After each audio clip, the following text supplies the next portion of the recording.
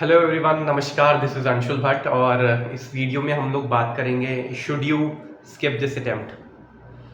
This was a question बहुत सारे लोगों ने मुझसे पूछा। इनफैक्ट जीमेल पे, टेलीग्राम पे, इंस्टाग्राम पे काफ़ी जगह बहुत सारे बच्चों ने मुझसे पूछा कि should I skip this attempt, क्या ये अटेम्प्ट मुझे स्किप कर देना चाहिए। This was the same question जो मेरे दिमाग में आ रहा था मेरे अटेम्प्ट से पहले।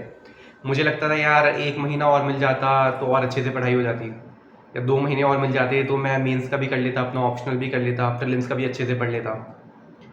या एक हफ्ता ही और मिल जाता तो मैंने जो पिछले एक हफ्ता टाइम वेस्ट करा उसको मैं कॉम्पनसेट कर लेता। और मेरे ख्याल से ज़्यादातर लोग ये सोचते हैं अपने अटेम्प्ट से पहले कि यार थोड़ा टाइम और मिल जाता तो मैं अच्छे से पढ़ लेता, तो शायद ये वाला अटेम्प्ट स्किप कर देता हूँ, नेक्स्ट वाले अटेम्प्ट में तो मैं फोड़ दूंगा। हम सब लोग ये सोचते हैं। लेकिन क्या होता है ना, जब आप अपना नेक्स्ट वाला अटेम्प्ट दोगे उससे 10 दिन पहले आपके मन में फिर सेम यही क्वेश्चन आएगा। अगर आप इस क्वेश्चन के बहाने चलते रहोगे तो मुझे नहीं लगता कि आप 2029 तक भी अटेम्प्ट दे पाओगे। और जब तुम 2030 में वो अटेम्प्ट दे रहे होंगे तब एकदम से पता चलेगा कि यूपीएससी ने तो एग्ज़ाम पैटर्न चेंज कर लिया और उस पैटर्न को प्रिपेयर करने के लिए आपको भी 1 साल और चाहिए। तो ये तो थोड़ी लाइट बात हो गई, लेकिन कुछ जेन्युइन रीजंस भी होते हैं और कुछ जेन्युइन सवाल भी होते हैं। Should you skip this attempt. तो पहले तो हम लोग उन सवालों के बारे में जानते हैं कि ये क्वेश्चन ही क्यों उठता है, should I skip this attempt. पहला क्वेश्चन तो ये पहला सवाल, ये पहला जो रीज़न है वो इस वजह से है क्योंकि कई बच्चों के मॉक्स में नंबर अच्छे नहीं आते, स्पेशली जो ये एंड में ये ओपन टेस्ट होते हैं अलग अलग कोचिंग्स के। तो इसमें बच्चों के नंबर नहीं आते तो लोगों को लगता है कि मेरे नंबर अच्छे नहीं आ रहे, जो टॉप में स्कोर कर रहे हैं हम उनसे कैसे कम्पीट करेंगे, या उनके स्कोर तो बहुत अच्छे आ रहे हैं, हमारे तो कुछ आ ही नहीं रहे, तो व्हाट शुड वी डू।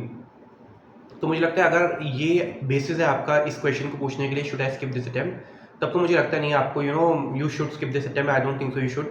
क्योंकि जो मॉक्स के स्कोर होते हैं वो वेरी करते रहते हैं। अगर आप उनके मटेरियल से ही पढ़ के एग्जाम दे दोगे तो हो सकता है अच्छे नंबर आ जाएं। या कुछ लोग होते हैं वो स्पेसिफिकली ओपन जो मॉक्स होते हैं वो टफ करते हैं कि बच्चे ओवर कॉन्फिडेंट ना हो जाए, या फिर यूपीएससी के एग्जाम के पैटर्न को मैच करने के लिए भी वो करते हैं।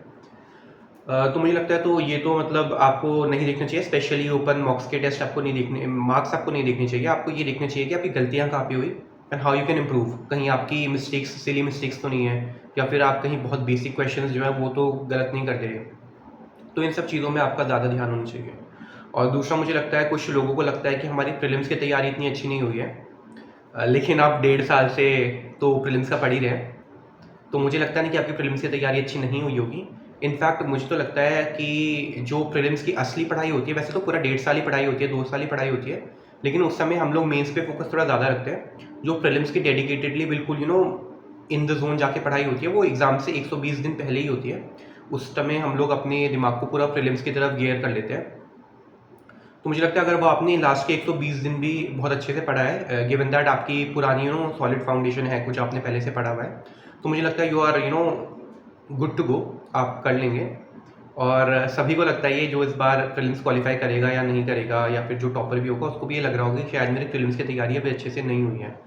तो अभी आप इतनी टेंशन मत लो, क्योंकि अभी क्या होता है ना, मटेरियल आता है, बहुत बहुत स्ट्रैटेजीज आती हैं, ठीक है, फिर अलग अलग करंट अफेयर्स का आता है, अलग अलग पीडीएफ आती है। आपको लगता है मैंने तो ये नहीं पढ़ा, मैंने तो वो नहीं पढ़ा, कैसे होगा कैसे होगा, उसने तो वही पढ़ लिया, उसने तो वाला मॉक भी लगा लिया। तो ऐसा कुछ नहीं है। आपको नंबर कितने लाने हैं आपको प्रीलिम्स में, पिछली बार शायद कट ऑफ 75 गई थी, आपको 76 नंबर लाने हैं, ठीक है। आपको 110 120 तो लाने नहीं, वो आपको मेंस में लाने हैं। तो अभी आप यहाँ पे इतना फोकस करो कि आपकी जो तैयारी है वो थ्रेशोल्ड तक हो जाए। और फिर कुछ लोगों को लगता है कि हमारे अटेम्प्ट्स ख़राब हो जाएंगे अगर हम लोग ये वाला अटेम्प्ट दे देंगे, क्योंकि हमारी प्रिपरेशन अच्छी से नहीं है। तो अगर आपकी आप बिल्कुल आप 5th या 6th अटेम्प्ट में हो तो मुझे लगता है कि आप एक बार you should take a break and think reorient your strategy. लेकिन मुझे लगता है अगर आप बिल्कुल अभी शुरू कर रहे हो और आपने ठीक ठाक पढ़ाई करी हुई है 1-1.5 साल से, या आपका फर्स्ट अटेम्प्ट है, सेकेंड अटेम्प्ट है, I think you should go for it. क्योंकि 1 साल आप वेट करके क्या ही करोगे, ठीक है। तो आपकी मतलब ये 1 साल है, आपका यूथ भी इसमें वेस्ट होगा, ठीक है। आप ये 1 साल और लगाओगे वो भी वेस्ट होगा, तो उससे अच्छा तो एग्जाम दे के देख लो, है ना। गिवन दैट आपकी पढ़ाई ठीक ठाक हो चुकी है, ऐसा नहीं कि आपने बिल्कुल नहीं पढ़ा फिर आप कह रहे हो कि नहीं मैं एग्जाम दे देता हूँ, तुमने तो कहा था कि दे दो। तो आपको ये ध्यान में रखना है। और जो जिनके हैं मतलब अटेम्प्ट कम बच्चे हैं तो उनको शायद वो सोच सकते हैं कि ये वाला अटेम्प्ट स्किप कर देते हैं, नेक्स्ट अटेम्प्ट दे देंगे और अच्छे से पढ़ के दे देंगे। और फिर एक जो मतलब सबसे इंपॉर्टेंट चीज़ है वो है कि हमारी मेंस की प्रिपरेशन कैसी है। तो मुझे तो लगता है कि अगर आपने एक बार पूरा जीएस का सिलेबस पढ़ा हुआ है, आपने ऑप्शनल भी एक बार पढ़ा हुआ है और थोड़ी बहुत आपने आंसर राइटिंग करी हुई है, तो I think you are good to go. क्योंकि जो मेंस की असली पढ़ाई होती है ना वो ऐसे भगदड़ में ही होती है, भागा दौड़ी में ही होती है, स्पेशली आपके प्रीलिम्स के एग्ज़ाम के बाद और मेंस के एग्ज़ाम से पहले। इस बीच में ही आपकी जो असली मेंस की पढ़ाई होती है वो होती है, उसमें आपके शॉर्ट नोट्स बन जाते हैं, उसमें आप रिवाइज भी कर लेते हो, उसमें आप आंसर राइटिंग भी कर लेते हो।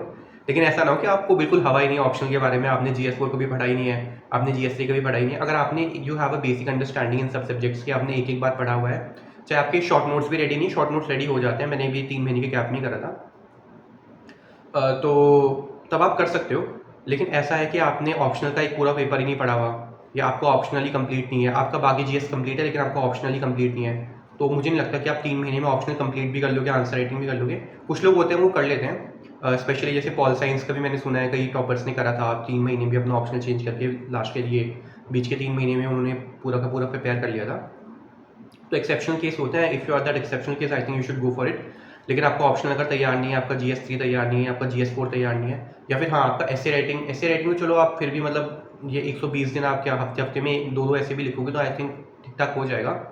लेकिन आपने कभी करा ही नहीं है ज़िंदगी में, आपने आंसर अभी तक लिखे ही नहीं है, ठीक है, आपका सिलेबस भी ढंग से कंप्लीट नहीं हो रखा है, तो I think you should rethink कि आपको ये देना चाहिए, क्योंकि अगर प्रीलिम्स निकल भी गया तो मेंस तो फिर आप मेंस में अटकोगे, और मेंस में अटकोगे तो फिर आपके पास नेक्स्ट प्रीलिम्स के लिए थोड़ा टाइम कम होगा, क्योंकि वो मेंस का रिजल्ट आते आते आप कुछ नहीं कर पाओगे दिसंबर तक, फिर जनवरी फरवरी में आता है शायद रिजल्ट, दिसंबर जनवरी में, तब तक आप थोड़ा सा परेशान भी रहोगे, उसके बाद फिर रिजल्ट आपका अच्छा नहीं आएगा तो थोड़ा और परेशान रहोगे। लेकिन जैसे अगर आपके पास आप बिल्कुल नए नए शुरू कर रहे हो और आपकी तैयारी उतनी अच्छे से मेंस की नहीं हुई, तो आई थिंक तब आप दे सकते हो, क्योंकि उसमें क्या होता है ना, ये जो 3 महीने की आपका बीच में जो गैप मिलेगा ना प्रीलिम्स और मेंस के बीच में, उसमें आपकी काफ़ी अच्छे से तैयारी हो जाएगी मेंस की। तो अगर आप नेक्स्ट वाला मेंस फिर लिखोगे तो आपके लिए बहुत बढ़िया रहेगा।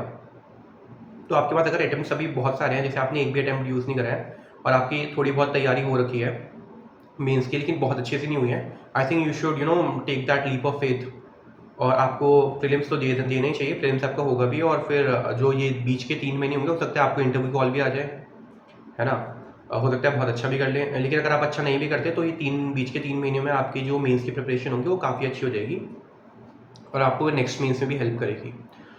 और यही है यार, बाकी जो ये लास्ट के कितने शायद 15-20 दिन ही बचे अभी प्रीलिम्स के लिए, तो मेरा यही कहना होगा कि अभी आप देखोगे कि बहुत सारी वीडियोस आएंगी इंटरनेट पे, स्पेशली टॉकिंग अबाउट ट्रिक्स, कि ये ट्रिक लगा के क्वेश्चन पेपर आराम से सॉल्व हो रहा है, आपको 110-120 नंबर आराम से GS में मिल जाएंगे प्रीलिम्स में अगर आप ऐसे ऐसे करते हैं पेपर को सॉल्व। यार ऐसा होता है ना कि जब एक बार पेपर आ जाता है ना, आंसर की हाथ में आ जाती है ना, तो उसको रिवर्स इंजीनियरिंग करके ट्रिक्स निकालना ना बहुत आसान होता है, ठीक है। ऐसा नहीं कहते कि अरे मैंने तो बोला ही था ऐसे होगा, अरे मैंने तो बोला ही था ऐसे होगा, तो मतलब जो कोई बोलता है ना कि मैंने तो कहा था कि देख ये होगा यही हो गया, तो उसने साथ में 50 चीज़ें और भी बोली थी, उसमें से 49 चीज़ नहीं हुई है और एक चीज़ हो गई है, ठीक है। तो इन सब चीज़ों से आपको बच के रहना है, और मैं तो कहूँगा कि PYQ देखो, उसके नोट्स देख लो, ठीक है, आपने जो नोट्स बनाए उसको रिवाइज़ कर लो, पेपर से न्यूज़पेपर से नोट्स बनाए उसको रिवाइज़ कर लो, ठीक है, करंट अफेयर्स की ईयरली कंपाइलेशन है वो देख लो, लास्ट में अपना स्टैटिक को स्ट्रॉन्ग रखो, make static your main course,